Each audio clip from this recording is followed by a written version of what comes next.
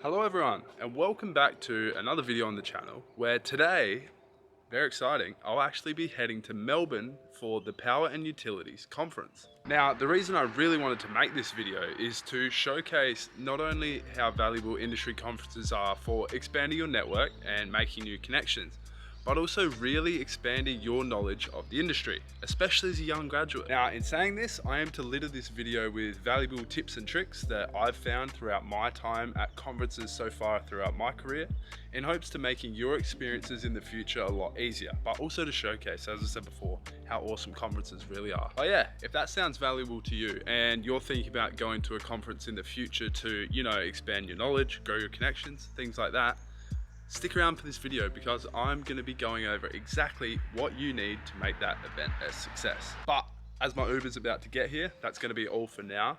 Next time I'll be seeing you guys, I'll be at the airport, and I'm really going to go over what the Power and Utilities Conference is and why I'm really excited to get there. So, see you at the airport.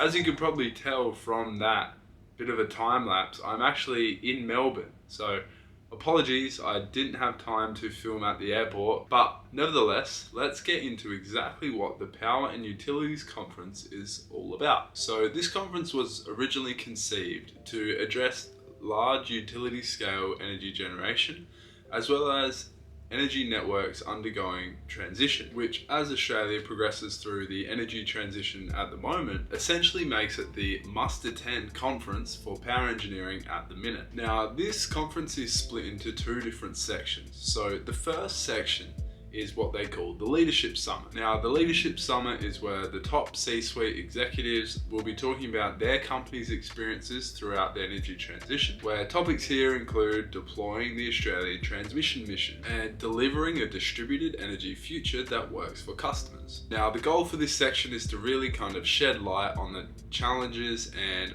improvements companies have made throughout their experiences in the energy transition.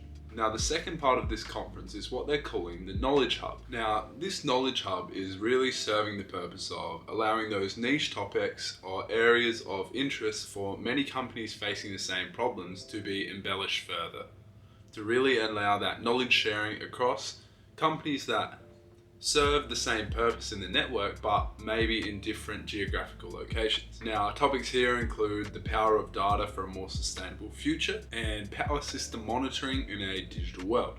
Now, in addition to these two sections of the conference, they have what's called the Trade Exhibit. Now, the Trade Exhibit is essentially a platform for industry retailers and manufacturers to come and showcase their new technology or the methods they're using to solve a particular problem that could be used in other areas. Now, not only is this a chance for the company to get leads, but also for young engineers like myself and other people attending the conference to get involved with these retailers and really see what sort of hot new technology is being used to solve problems in the industry. Now, to add to that, a lot of these guys and girls that are at these sort of expos have a wealth of knowledge, and it's really awesome to actually sit down with them and have a chat about how they're using this product, who they're using it for, how they're solving problems with it, and connect with them on LinkedIn and really see when they're coming out with new technology, how you can get involved with it. So in total, through both a top-down and bottom-up approach, this conference really aims to address all the different issues in the current energy sector in Australia, and is hence why I'm very excited to attend in the morning. So yeah, I did plan to transition to the plane ride now, but instead, let's move on to how I've prepared for this conference and how you can do the exact same to make sure you you get the most out of it. So I'm going to highlight 3 different things that you can either do the night before or well in advance to make sure you get the most out of your conferences. So the first major tip that I would like to give is find out what you want to listen to and plan appropriately. So as I kind of alluded to earlier, there's a few different programs at certain conferences, like they're pretty big events, so normally they have a few different stages going at once. So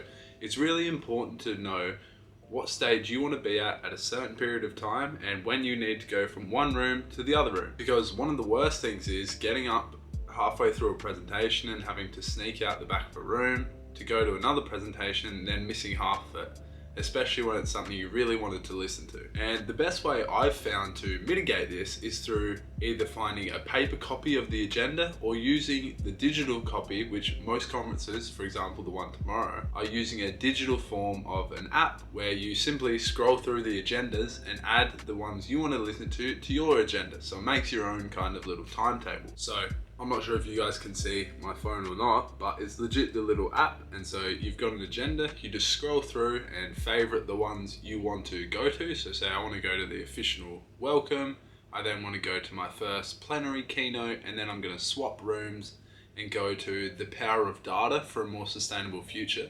This sort of planning the night before makes it so much easier to look at it tomorrow morning and say, okay, I'm in this room for this period, I then have to switch after morning tea, and it really gives you a good sense of where you have to be so you can be as calm and as, I guess, open-minded as possible to listen to those presentations. So the second tip I want to bring up, and this can be done well in advance to actually attending the conference, is finding past connections that will be attending the conference so you can link up and connect again. So this tip is very important, especially if you're attending by yourself, because there's nothing worse than walking into that front door and not knowing anyone that's going to be there. So reaching out in advance not only makes sure that you know someone's going to be there that you know already, but it also increases the likelihood that you'll sit down and reconnect with that connection. And that's the exact power of networking. You know, you can ask them what they're doing in the industry at the moment, what kind of projects they're working on, things of that nature, to really develop the professional relationship. And yeah, that sort of stuff is exactly what industry conferences are all about. So reaching out can be as simple as sending a message saying, hey, I can see you're presenting, I'm going to attend, like excited to catch up. And yeah, maybe lunch, coffee, something of that sort. I've sent a few, and yeah, really keen to catch up with some old friends at this event. And then the third thing, and something I really want to stress, is that you should find a simple way to take notes. At the end of the day, we go to conferences to learn new things about the industry. And if you're not taking notes and not retaining that knowledge somehow, other than making connections, there's really no point to going. So you've got to find a simple method of taking notes that works for you. Now, in the past, I've used things such as pad and paper, iPhone notes, things of that sort. But what I've found to be really effective is a OneNote notebook, because you can segment it into different presentations, write your notes about that presentation, write a few questions, and that's an excellent way to be able to then go back and filter through, okay, from this presentation I learned this presentation I learned this, things of that, and you can reflect. And it also helps when you're trying to connect with the presenters after the event, because you can link back to their talk and ask what sort of questions and follow up, which is important when you're trying to develop those professional relationships. So yeah, in total, I just wanted to highlight those 3 big tips for me that I've used to prepare for this conference, and also several conferences in the past that have helped me to have successful events and meet some great people. So if you're preparing for a conference right now, I wish you all the best. I hope those 3 tips helped you, but for now, I'm going to get to bed and wake up in the morning to day 1 of the Power and Utilities Conference. See you there. Good morning, everyone, and welcome to, give me a sec, beautiful Melbourne. So, a bit overcast today, but it is morning 1 of the Power and Utilities Conference. So, very excited to get down there today. Kind of my plan for filming today will be showing you guys around the trade exhibits, because it's very interesting to see all the different displays and things like that that the manufacturers put on, and all sorts of new technologies that are around and flourishing in the energy sector. At the end of the day tonight, I plan to film some sort of recap and review of today's presentations in hope to shed some light on what's been talked about and what sort of hot topics are being discussed. Another quick tip just before I head down there is, if you're new to conferences, kind of how they work is the first day or even second day, they open, say, half an hour to 45 minutes early. So delegates like myself, you go in and get your pass and basically check into the conference. So I'm going to be heading down there a bit early today just to give some time because it's probably going to be pretty busy. So just to wait in line to make sure I don't miss that first presentation. So yeah, without further ado, I'm going to get changed and head on down there. So I will see you in a second. I've always wanted to do that. Now, all changed and ready to go down to the conference. Now, what I first wanted to touch on before I get going down there is, what do you actually wear to a conference? Because when I was in my second year going to my first conference in Adelaide, I was really stressed out about what to wear. You know, I don't want to stand out, be underdressed. I don't want to stand out and be overdressed. So generally what people wear to conferences is some pretty normal business attire. So whether that be chinos and a dress shirt and some boots, or just like a two-piece suit with a shirt underneath, which is what I've gone with today because it's a bit cold in Melbourne. So pretty well dressing to the conditions, try and look neat. That would be my biggest pointers. You'll see people there range. As I always say, it's always better to overdress than underdress. So take that as you will. So yeah, I'm about to do my final bit of bag packing before I head down to the exhibition center, where I hope to get my first glimpse of what the Power and Utilities conference has to offer.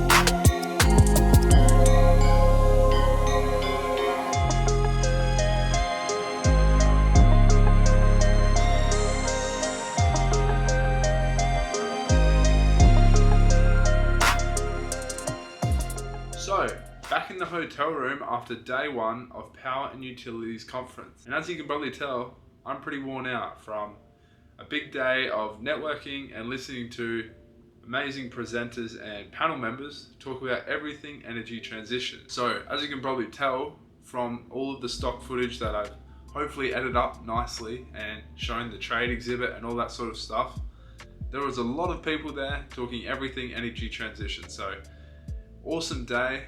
Got to hear a lot about everything energy and what everyone's doing to try and combat the energy transition and hire the right people and really expand and ramp up to deal with the increasing volume of absolutely everything in electricity. So I just thought I'd jump on here tonight and share a kind of a summary from day one, as well as what I'm looking forward to for day two of Power and Utilities. So the highlights from the morning session was, first of all, a keynote from Louise Ween, where she highlighted the importance of empowering women as the real key of the energy transition. Now, she pointed out that we need 160,000 skilled workers, that being trade and engineering based, for example, required directly in the power sector by 2050, which if we were going to do so with only 50% of the population, that being the male dominant sector that it is, it would virtually be impossible. So she put a real onus on how can we better encourage women to join our companies and how can we make it easier for women to transition into this sort of sector, which is exactly right, and I can't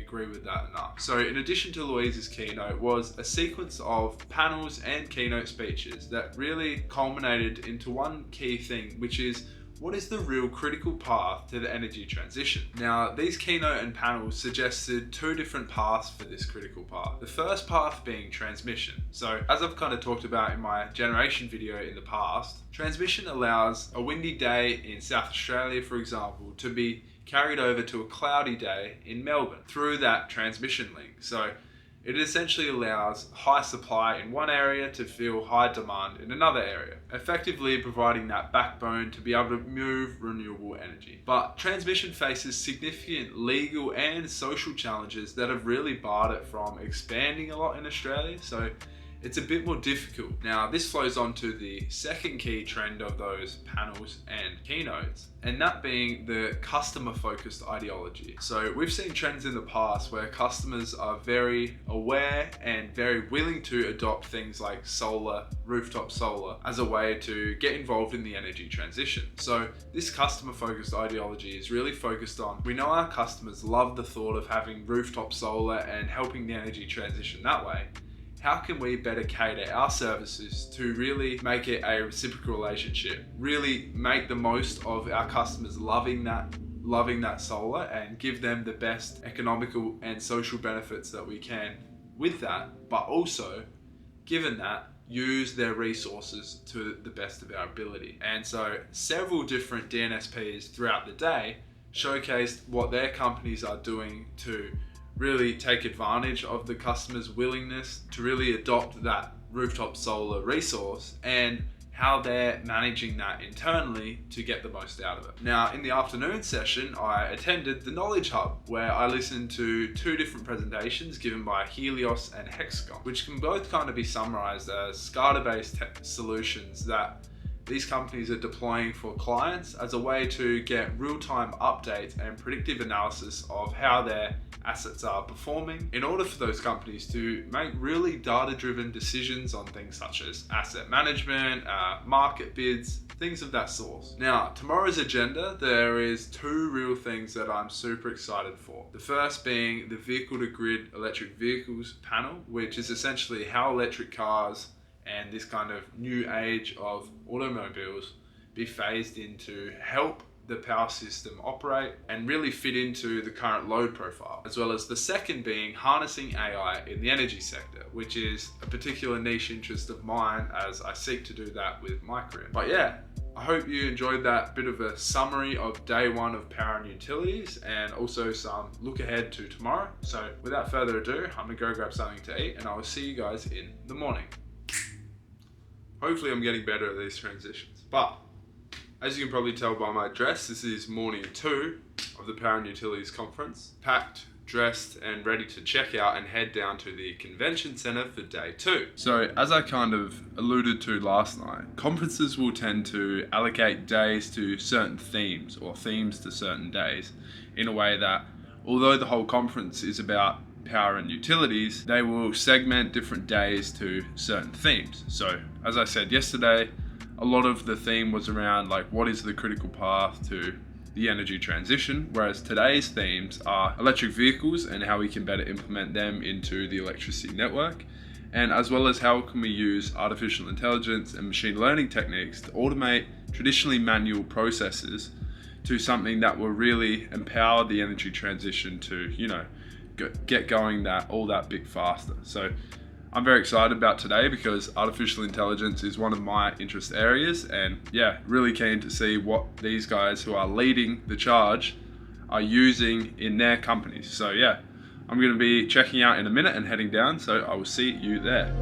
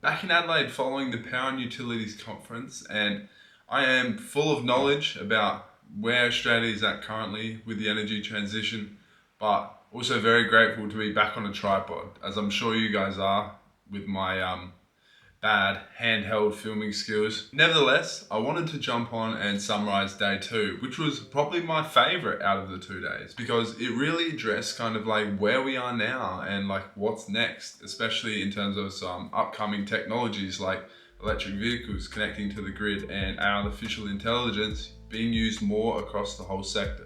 So I just have 2 points I really want to make. So the first being a common theme across many of the keynotes this morning is that coordination is really key, right? So an analogy used in one of the keynote speeches was that the current state of the energy transition is a lot like a puzzle where every company is responsible for their own piece. And what they're really trying to do at the moment is engineer their piece so it looks really nice, got very intricate design, all that sort of stuff. But they don't have perspective on how that puzzle piece is actually going to interact with everything else. And kind of at the moment, everyone's trying to run their own race, which at the end of the day, in a collaborative environment that we are trying to implement across the whole sector, it's never going to work. So taking that step back and finding a level of coordination is something I think is entirely relevant at this stage in the energy transition. And although we've made some good progress in things such as solar, all of the flexible export stuff, all of the stuff behind the meter, think platforms in terms of ADMS, DERMS, like it's really digitalizing, but again, a lot of this stuff, it's like we've got one section of the puzzle complete and the others are still just sole pieces. So the second part of the day that I was really excited about is the panels on artificial intelligence in the energy sector. So there was a keynote presentation that showed 2 different case studies that are currently being implemented in the network. Now, the first case study is looking at using artificial intelligence to automate battery market bidding. So essentially, when a battery connects to the grid, it has to bid in the market in order to discharge. And because a lot of this stuff can be automated in terms of, okay, when the price is this high and the price is this high, I want to get into the market, kind of similar to stock trading. You use stock bots these days, but it's being implemented and rolled out into battery systems. And we had a few panelists who were responsible for doing their same in things such as hydro plants in Tasmania and all of those sorts. So it's really exciting to hear from those sorts of people and what challenges they're facing. And the second case study, which I've seen a bit of in the past, was using artificial intelligence to better analyze some smart meter data. Now, I've tampered with this a bit using some UK data, but what they're trying to do in Australia is analyze this smart meter data in a way that gives the DNSPs, being the distribution network service providers, visibility of kind of like a live hosting capacity of their network. Essentially, how much up or down can they turn generation depending on the current load on the network. So this sort of live visibility is only going to attribute to being able to extract more out of our distribution network, which I think is really exciting and is exactly what we need. Now, as I said at the start of this video, the 2 objectives of a conference is 1, to build your industry knowledge, and 2, to connect with industry professionals. And the real way to cement this is what you do post-conference. So what I'm going to go over right now is the 2 tips I can give wholeheartedly to really cement that knowledge and get the most you can out of this conference you just attended. So my first tip is to, number 1, follow up with your connections. Now, when I went to my first conference, I was very overwhelmed with the amount of information. And the next day when I got home, I literally went through the entire agenda and added every single person on LinkedIn. And now you may be saying, Jack, that's not really relevant. I don't really know everyone on the agenda. Trust me, they love young people getting involved in the industry. And one of my biggest recommendations was on LinkedIn, you can connect with a message. I would legit say, hi, Jane Doe, really enjoyed the point you made on this panel. Would love to connect and hear more. Something as simple as that shows that you're engaged with them in the conference and they will in return connect with you. And it's a great way to build your industry experience, but also see what other people are getting into in the future. What they're doing in the industry only is going to help you cement your knowledge base, and also be informed as to where they're speaking in the future and future events. So, which is awesome to keep developing that network. The second tip I want to make is probably the most important one, and that's to really cement your knowledge through making a LinkedIn post. Now, this post can literally be as simple as a summary of what you enjoyed, what presenters you found most interesting, what you exactly took away from this conference, but it just shows that you're engaged with it. You know, you're out, you're excited about the industry, you're engaged with all the people at the conference, you know, interacting at the trade exhibits. It's a great way to show, you know, I'm excited about this industry. And employers will look at that and say, you know, we're looking for passionate young people with the right attitude to join our company. This sort of post is exactly how you can make your mark. And people check LinkedIn. You can make your mark by simply saying, okay, like I've been to all these industry events. This is what I've done, really enjoyed it. They will take that and go, wow, like this guy's putting in the effort to actually get out and get involved in the industry. We should really look at hiring him. He's got a great attitude. But yeah, that wraps up my power and utilities experience. If you're still watching at the end of this video, you're obviously exceptionally committed to a career in the power sector, really love conferences, or just like watching me walk around Melbourne. But I really appreciate you watching all the way through. Conferences were the one thing that sparked my true interest in the sector. You know, I listened to a local guy talk about how his vision for electrification really empowers him to go about his day. And it really got me hooked on the energy sector. So I personally can't recommend getting to an industry event like a conference enough, interacting with everyone, trying to get the most out of it. And then, but yeah, if you enjoyed this kind of video, I go to a fair few conferences. So, you know, making these videos is really fun for me. So if you enjoyed it, let me know down below. Let me know what you enjoyed, any tips about conferences you would like me to further embellish in the future. I know this video was kind of like a travel vlog, X conference tips, X experience for me, but if you want specific tips, I'm more than happy to answer comments in the comment section down below, LinkedIn DMs, or suggest some videos down below and I'll 100% get onto them, because, you know, I like providing value in ways that helps younger people get into the sector. So that's all for today. Hope you guys enjoyed the video and I'll see you in the next one. Thank you so much for watching that video. If you enjoyed it and want to see a similar video on the channel, click right here to see the next video in the playlist. Otherwise, for the latest upload to the channel, click right here. As always, it's a great day to have a great day, and I'll catch you in the next one.